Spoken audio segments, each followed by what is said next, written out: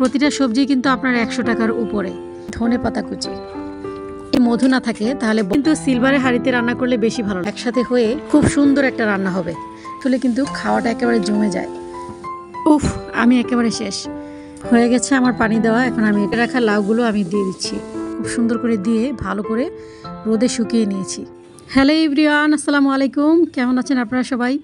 আশা করছি সবাই খুব ভালো আছেন এবং সুস্থ আছেন।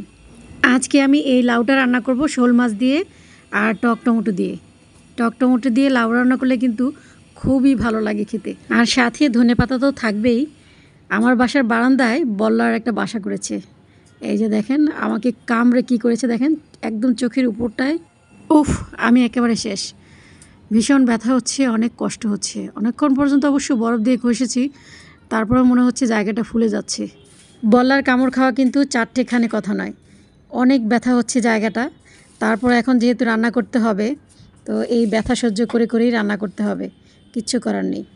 বল্লা যদি কামড় দেয় তাহলে সাথে সাথে কি করতে হবে সেটা আমার একেবারেই জানা ছিল না।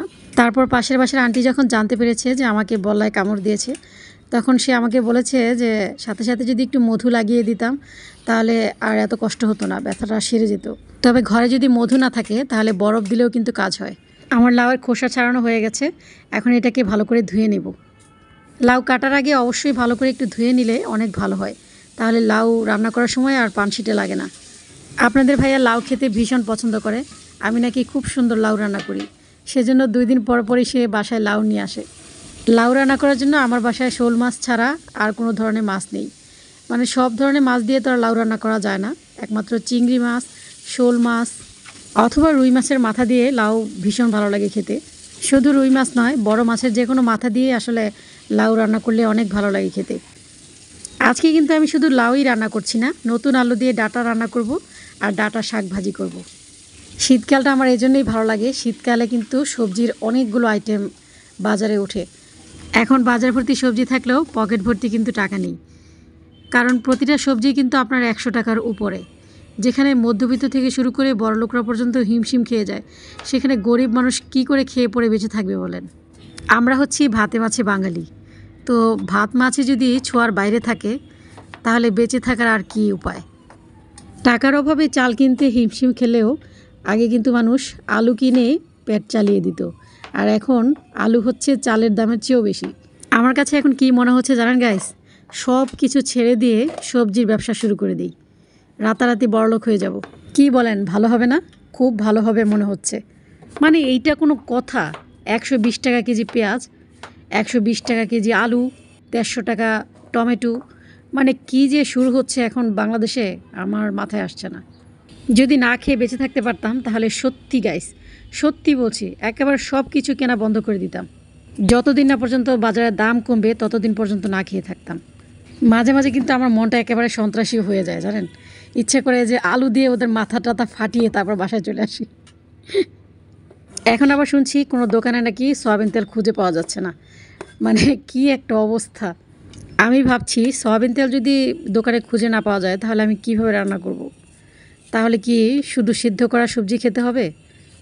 আর সবজিও তো খেতে পারবো না, যে দাম সবজির, মানে কি করব বুঝতে পারছি না। সামনের মাসে একটা প্লেন ভাড়া করে একদম সোজা উগান্ডা চলে যাব, সেখানে গিয়ে কয়েকদিন থেকে আসব। এই পরিস্থিতি যখন ভালো হবে তখন আবার ফিরে আসব। কেউ যদি আমাকে কমেন্ট বক্সে এসে জিজ্ঞেস করেন আপু সত্যি কি আপনি উগান্ডা চলে যাচ্ছেন, তাহলে তাকে নিয়েও চলে যাব, এই দেশে আর থাকবো না।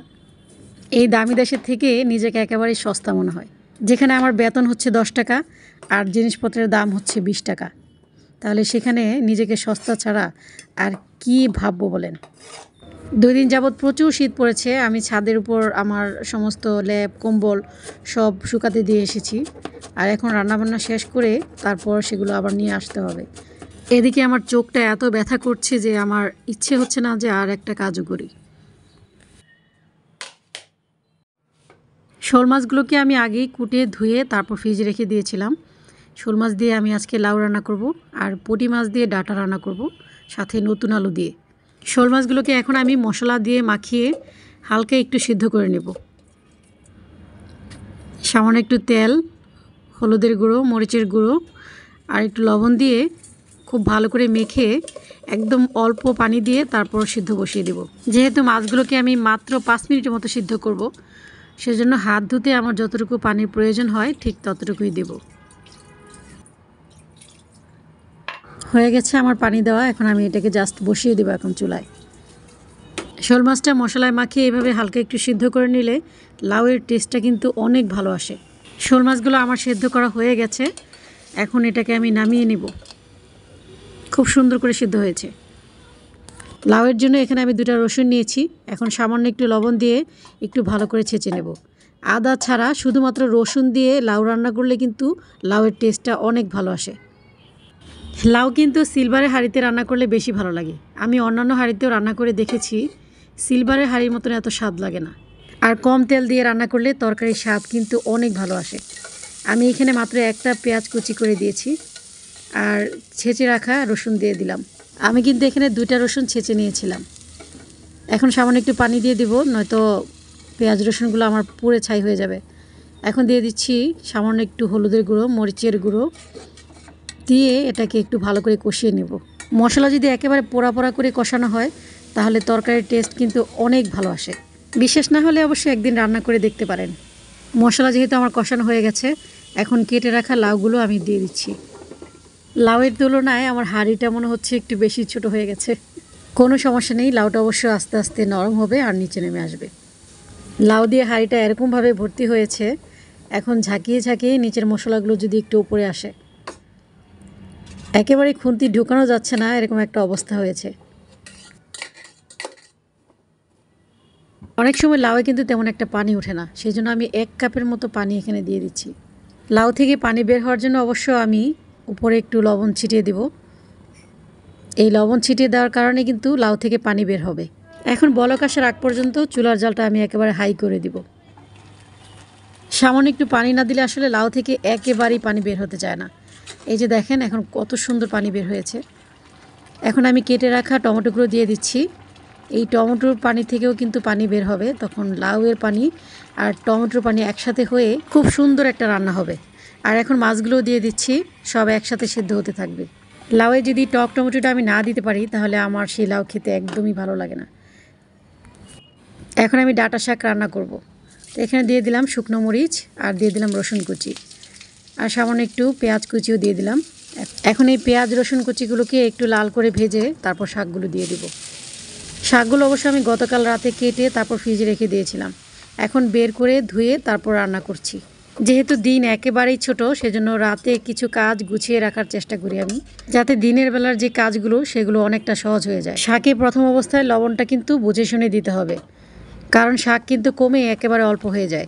অনেক বেশি শাক মনে করে যদি অনেকগুলো লবণ দেওয়া হয় তখন লবণ কাটা ছাড়া আর কিছুই জুটবে না কপালে। এদিকে লাউটা আমার মোটামুটি সেদ্ধ হয়ে গেছে আর অনেক পানিও বের হয়েছে। শাকে যেন এক বিন্দু পানিও না থাকে সেভাবেই এখন ভেজে নিচ্ছি। গরম গরম ভাতের সাথে ডাঁটা শাক ভাজা আর সাথে ভাজা শুকনো মরিচ হলে কিন্তু খাওয়াটা একেবারে জমে যায়। আবার লেবু হলে তো কোনো কথাই নেই, মানে লেবু হলে ভীষণ ভালো লাগে। আর যে কোনো শাকভাজি কিন্তু লেবু দিয়ে খেতে অনেক ভালো লাগে।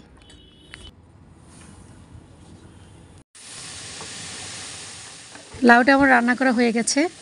এখন নামিয়ে নেওয়ার আগে স্বাদমতো লবণ দিয়ে দিচ্ছি ফালি করে রাখা কাঁচামরিচ আর কয়েকটা আস্ত কাঁচামরিচ। এখন দিয়ে দিচ্ছি ধনে পাতা কুচি।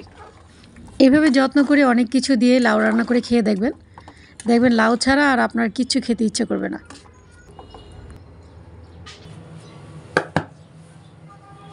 লাউ রান্নাটা হাঁড়িতে রেখে দেবো, বাটিতে ঢালবো না, সেই জন্য হাঁড়িটা একটু সুন্দর করে মুছে নিচ্ছি। গ্রামগঞ্জের মা চাচিরা কিন্তু রান্নার শেষে এভাবেই হাঁড়ি মুছে নেয়, সেজন্য আমিও আজকে ঠিক সেভাবেই হাঁড়ি মুছে নিচ্ছি। পুঁটি মাছ দিয়ে কচি ডাঁটা রান্না করব, সেজন্য পুঁটি মাছগুলোকে একটু ভালো করে ভেজে নেব। যেহেতু মাছগুলো একেবারেই ছোট, সেজন্য একেবারে কড়া করে ভেজে নিয়েছি। কচি ডাঁটা অবশ্য চিংড়ি মাছ দিয়ে অনেক ভালো লাগতো, যেহেতু চিংড়ি মাছ আমার ফ্রিজে নাই, সেজন্য পুঁটি মাছ দিয়েই রান্না করছি এখন।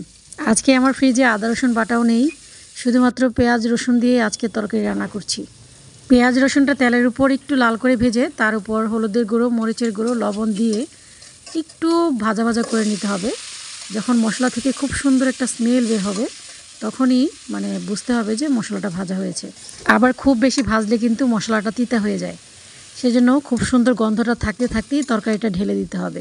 এইভাবে রান্না করলে কিন্তু তরকারির একটা অরিজিনাল টেস্ট আসে। চোখের ব্যথা সহ্য করতে করতে তো রান্না করছি। এই যে দেখেন ফুলে কি অবস্থা হয়েছে, চোখের পুরো জায়গা জুড়ে ফুলে গেছে আর প্রচণ্ড ব্যথা। এই ব্যথা নিয়েই আমাকে এখন রান্না করতে হচ্ছে।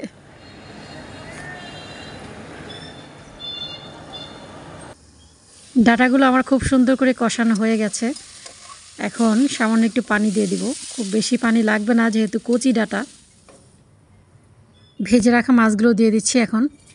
আমরা কিন্তু তরকারিতে ভাজা মাছটাই বেশি খাই, আবার কোনো কোনো অঞ্চলে কিন্তু মানে কাঁচা মাছ দিয়ে তরকারি রান্না করে, সেটার স্বাদ একরকম, আর ভাজা মাছ দিয়ে তরকারি রান্না করার স্বাদ হচ্ছে আরেক রকম। তবে দুইটা স্বাদ দুই রকম হলেও কিন্তু কোনো স্বাদই আপনি ফেলে দিতে পারবেন না। যদি খুব সুন্দর করে যত্ন করে রান্না করেন তাহলে তরকারির স্বাদ থাকে একদম অমৃত। চুলায় তরকারিটা বসিয়ে দিয়ে এখন হাতের কাজটা সেরে নিচ্ছি।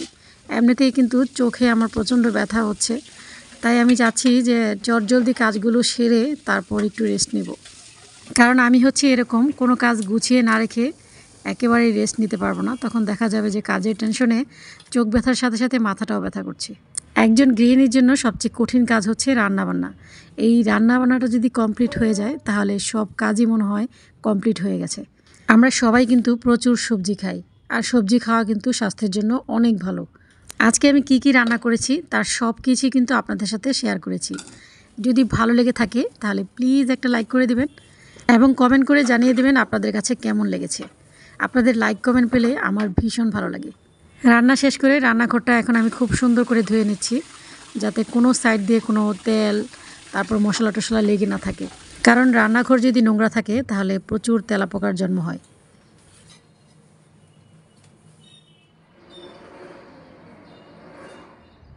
আজকে মোটামুটি শীত পড়েছে, আবার বাইরেও কিন্তু প্রচুর রোদ ছিল। তো একদম কড়া রোদে আমার ল্যাপ কাঁথা এগুলো সব কিছু শুকিয়ে কটকটা হয়ে গেছে। আমি কিছু অপরিষ্কার চাদরের উপর, মানে যেগুলো এখনও ক্লিন করিনি, সেই চাদরের উপর আমি ল্যাপ কাঁথাগুলো খুব সুন্দর করে দিয়ে ভালো করে রোদে শুকিয়ে নিয়েছি। কারণ অনেক দিন পর্যন্ত আলমারিতে থেকে এগুলোতে কিন্তু একটা পুরনো গন্ধ বের হয়েছে। তো রোদে দেওয়ার পর সেই গন্ধটা একদম উধাও হয়ে গেছে। আমার আজকের ভিডিওটি যদি আপনাদের ভালো লেগে থাকে তাহলে প্লিজ একটা লাইক করে দেবেন এবং কমেন্ট করে জানিয়ে দেবেন আপনাদের কাছে কেমন লেগেছে। আজ এই পর্যন্তই, ফিরে আসবো নতুন আরেকটি ব্লগ নিয়ে। সেই পর্যন্ত সবাই ভালো থাকবেন, আমার জন্য দোয়া করবেন। আল্লাহ হাফিজ, আসসালামু আলাইকুম।